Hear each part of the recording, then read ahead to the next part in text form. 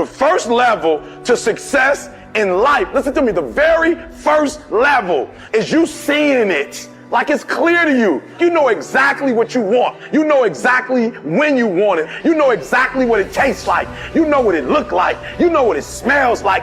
Before you really blow up, and you get success, you literally have it in the palm of your hand without having it. You gotta know what it looks like, tastes like, feel like, because you don't, you're gonna compromise. And your problem is you're not intentional and deliberate. You wake up on Monday and you might be strong, but by Wednesday, are you hearing what I'm telling you? You're not intentional and deliberate. You are hoping that the best is gonna happen to you, and the best never happens to you. You gotta be intentional and deliberate, whether you're making money or not making money. You gotta decide that you're gonna do something, and you gotta do it every Monday, every Tuesday, every Wednesday, every Thursday. The problem with some of you in this room, you're not intentional and deliberate. You're a good person that just hopes the good stuff is gonna happen to you. It has everything to do with what time you wake up. It has everything to do with how you eat. It has everything to do with how you work out, how you prepare. It has every single thing to do with how you think. And when you want it as bad as you want to breathe says, I'm willing to make any sacrifice. I'm willing to go through any pain. I'm willing to go through any suffering. I'm willing to go through whatever it takes. So when I get in there and it's me and him one-on-one, that I guarantee you at the end of it, I won't be the one that surrenders. In order to have unbelievable choice and options in your life, in your pursuit of your dream, you must eliminate them. You must shrink your focus down to one thing, one business, one focus at one time, and master it and get great at it for an extended period of time. The irony of life is that the more you shrink your options in pursuit of your dream, the more it'll open them up in your life later. What are the things that are stealing your focus? Who are the people that are stealing your focus? And begin to eliminate these distractions. Get laser focused and obsessed on what you want. Be starving and hungry to get it. Be desperate to get it. The combination of desperation and hunger with laser focus over an extended period of time is the formula to be great at something. And you've got to be so relentless, regardless of what comes down the pipe, that you're always looking for a way to get over, always looking for a way that you can break through, always looking for a way that you can win, always looking for a way that you can strike a telling blow. But you got to understand, you can always get a little bit better. You can always excel a little bit more. You can always push it a little further. You can always climb a little bit higher. You can always better your best. You can always go beyond anything that you have ever done. And so all you're looking for are new breakthroughs through practice and practice. You'll get better and better. And when you know what you want, you will do anything it takes to get it.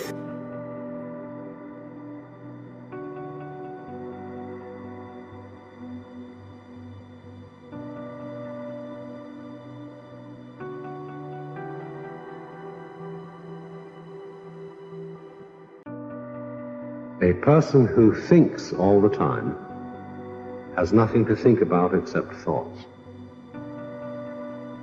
So, he loses touch with reality and lives in a world of illusions.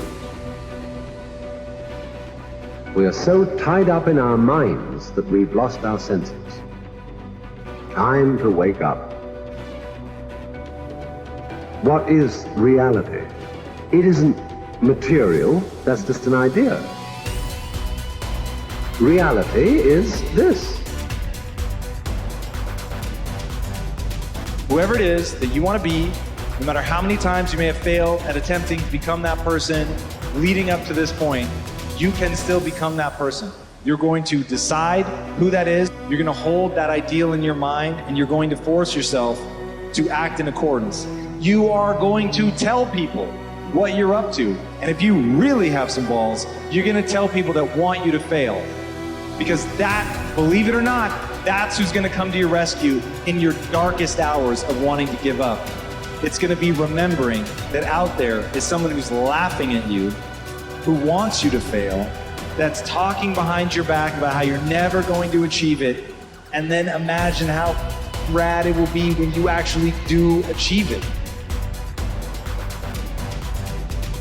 And so I've been intrigued with, can you be committed to the process of what you do without being emotionally attached to the result of what you do?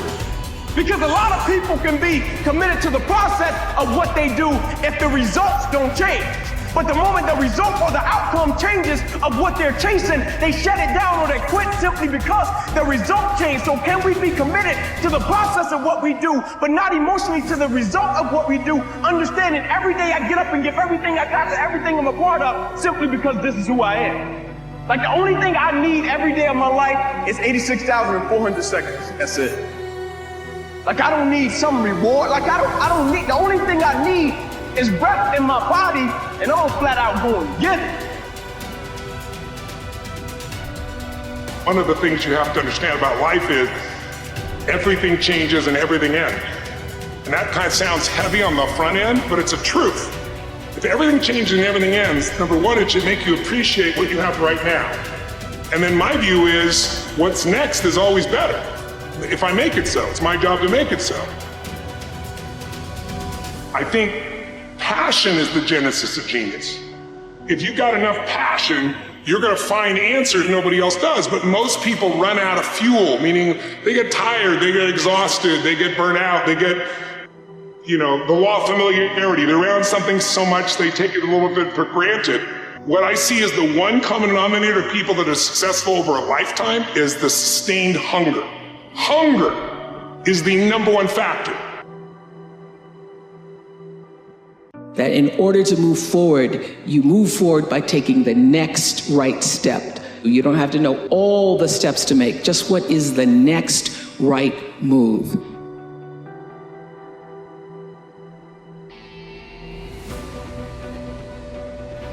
I want to recommend that you take just 1 hour a day, 5 days a week, and devote this hour to exercising your mind.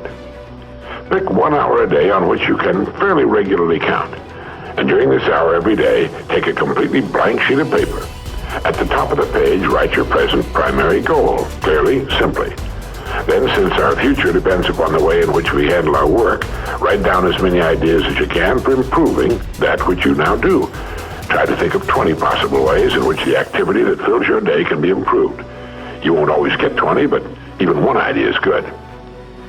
Now remember 2 important points with regard to this. 1, this is not particularly easy, and 2, most of your ideas won't be any good. Now when I say it's not easy, I mean it's like starting any new habit. At first you'll find your mind a little reluctant to be hauled up and out of the old familiar rut. But as you think about your work and ways in which it might be improved, write down every idea that pops into your mind, no matter how absurd it might seem. Let me tell you what will happen. Some of your ideas will be good and worth testing. The most important thing this extra hour accomplishes, however, is that it deeply embeds your goal into your subconscious mind, starts the whole vital machinery working. And 20 ideas a day, if you can come up with that many, total 100 a week, even if you don't think on weekends. An hour a day, 5 days a week, totals 260 hours a year, and still leaves you 3,740 hours of free leisure time. Now this means you'll be thinking about your goal and ways of improving your performance, increasing your service, 6.5 full extra working weeks a year. 6.5 40-hour weeks devoted to thinking and planning. Can you see how easy it is to rise above the so-called competition? And will still leave you with 15 hours a day to spend as you please. Starting each day thinking, you'll find that your mind will continue to work all day long. You'll find that at odd moments, when you least expect it, really great ideas will begin to pop into your mind. And when they do, write them down as soon as you can. Just one great idea can completely revolutionize your work and, as a result, your life.